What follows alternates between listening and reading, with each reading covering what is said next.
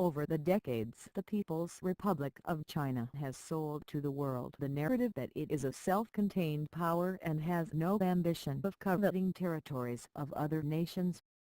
This is far from the truth. China in the past had tried to expand colonialism over other countries like Vietnam and Indonesia. The only problem was they were unable to hold on to the territories that they tried to colonize. In their incursion into Vietnam in 1978 to teach Hanoi the lesson, they had to withdraw with a bloody nose. In their military excursion against India in 1962, they withdrew unilaterally behind the McMahon Line, not in goodwill but in strategic calculations they would not succeed in holding on to those territories in Arunachal Pradesh, then NDFA, for long. They, however, projected it as a virtue. At that time, defense was the lowest priority for the Indian government, which was upholding China's cause universally, and Indian Prime Minister Jawaharlal Nehru was shocked at this great betrayal. Nehru was so decimated psychologically that he died soon after in 1964.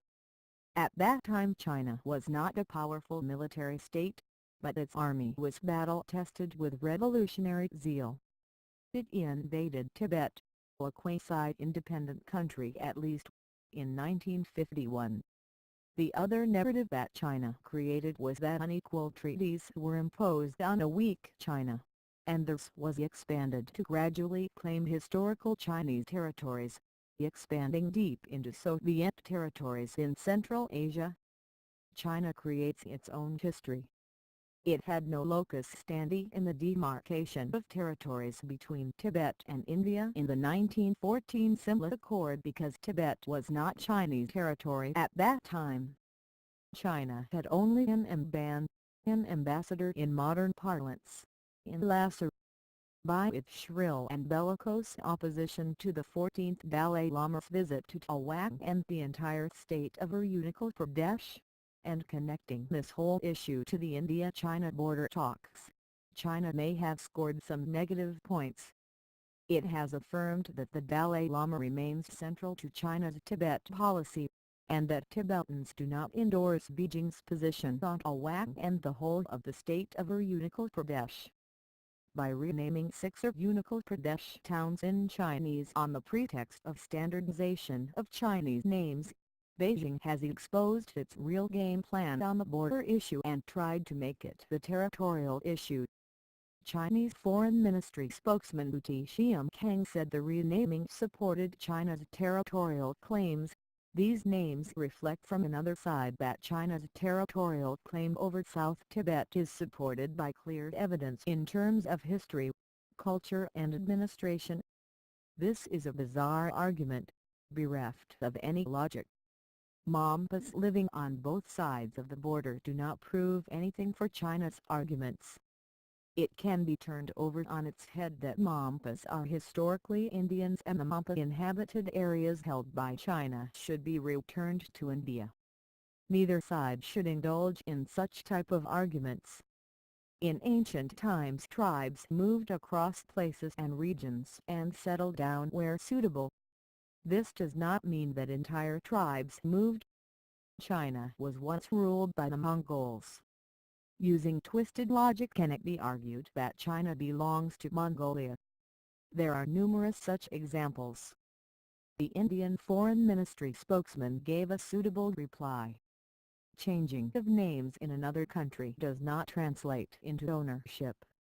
China's extraterritorial ambitions are no longer growing, they are galloping. The official Chinese daily, The Global Times April 20 revealed this in an article.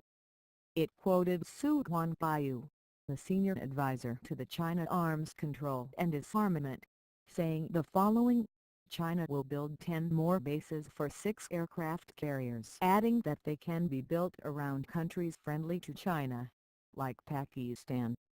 Su's comments are significant and demands attention. He was not talking in the air and reflected the government's plan. One aircraft carrier, the Liaoning, is already operational and taking part in exercises. A second is expected to be launched sometime this year, maybe around the 19th Congress of the Communist Party. Each carrier will have a battle group, and will be placed in strategic areas where China has friendly relations. Chinese Marine Force is to be expanded from the current 20,000 to 100,000. The mention of Pakistan is an important pointer. The Gwadar deep-sea port constructed by China is on 40 years management lease to a Chinese company. The company will also control other projects, Chinese-aided, in Gwadar City. Gwadar is a declared defense establishment by the company. Pakistan has also set up a special naval task force for Gwadar Port and strategic sea lanes where China is the main contributor of naval assets. This is also where the China-Pakistan Economic Corridor (CPEC) enters the sea. Naturally, this would be the first Chinese overseas base where its carrier task force will be placed. The entire project will be controlled by China. In other words, it will be China-controlled territory. Djibouti has agreed to a base for China. Beijing is also exploring similar bases in the Seychelles and Maldives. They have an eye on Myanmar and Bangladesh. How is China viewing countries like India which are averse to such agreements? The approach will be increasingly adversarial, and pressure will be exerted in different ways, as we are witnessing on the Trawang/Arunachal Pradesh issue. It appears Beijing is heading towards remodeling the border issue with India into a territorial grab like they have done in the South China Sea. In course of time, Beijing is likely to turn relations with India into the framework of relations with Japan over the Senkaku Islands and other claimants to the South China Sea islands. The mantra is keep diplomatic relations intact.